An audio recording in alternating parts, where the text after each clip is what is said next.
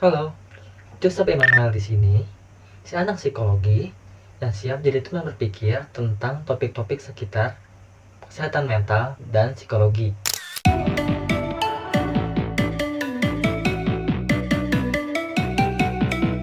Kali ini, aku mau sharing dan bercerita mengenai beberapa hal yang aku dapatkan setelah usia 20 tahun. Tentunya beberapa pengalaman ini sesuai juga dengan pembelajaran yang aku dapatkan selama belajar psikologi.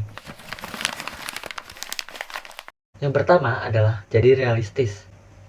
Setelah umur 20-an, aku jadi orang yang lebih realistis dalam berpikir mengenai cita-cita.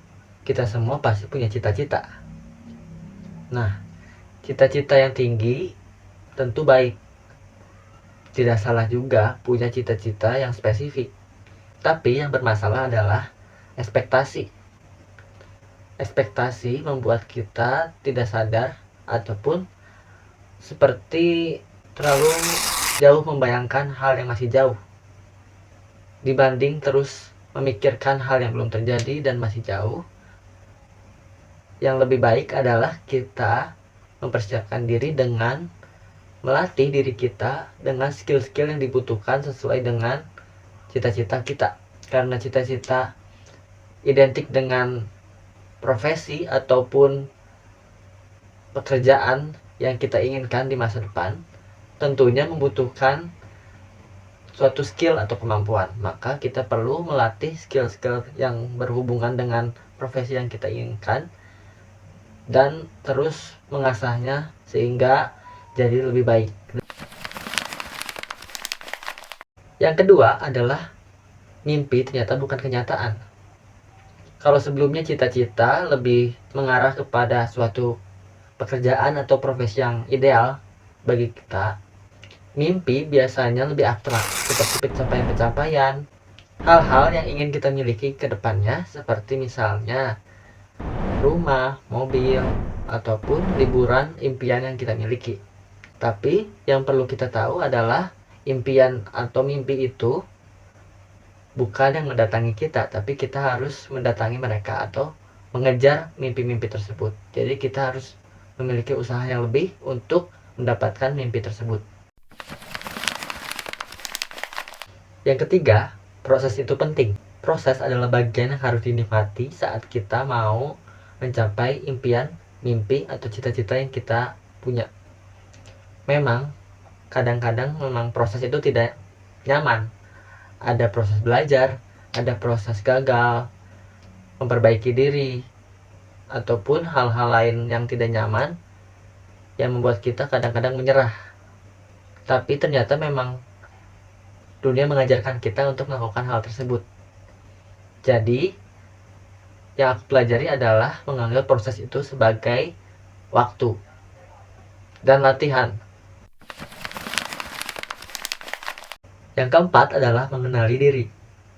Hal ini mungkin jadi hal yang paling mind-blowing ya, karena banyak memakan atau menguras energi, pemikiran, dan juga perasaan. Dengan mengenali diri, kita bisa tahu apa yang harus dipertahankan, apa yang harus diperbaiki, apa yang harus dikembangkan. Sama kayak kita milih baju yang pas untuk suatu acara yang berbeda, ataupun pilih kendaraan untuk mencapai suatu tujuan atau tempat yang beda-beda. Nah, kita perlu memetakan diri kita cocok pada hal seperti apa.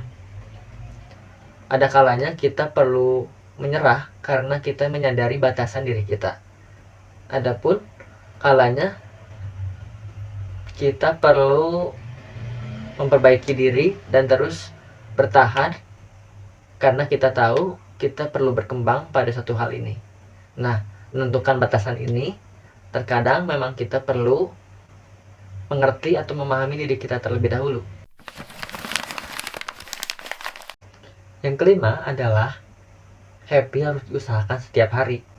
Mungkin hal ini bisa jadi sangat relate buat kita yang perfeksionis dan introvert. Kadang-kadang kita sudah merencanakan suatu hal untuk beberapa hari ke depan atau untuk jangka waktu yang panjang. Tapi kadang-kadang kita jadi berpikir bahwa kita baru bisa bahagia atau bisa happy jika hal yang jauh atau ideal tersebut bisa tercapai. Ternyata untuk jadi sukses ataupun mencapai apa yang kita inginkan, ada rumus atau resep yang penting, yaitu bahagia atau mental yang sehat.